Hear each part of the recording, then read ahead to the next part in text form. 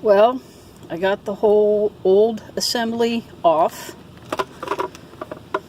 Thank you for Air Tools and Pneumatics.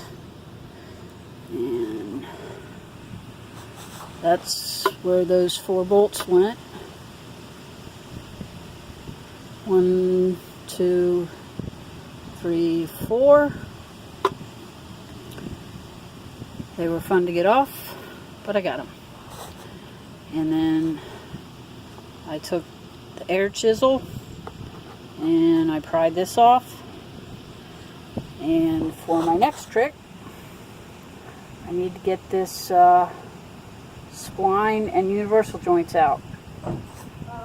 But the back seal is in the way, and that's a trick for tomorrow. I hope you watch it. I hope you like it. Thanks.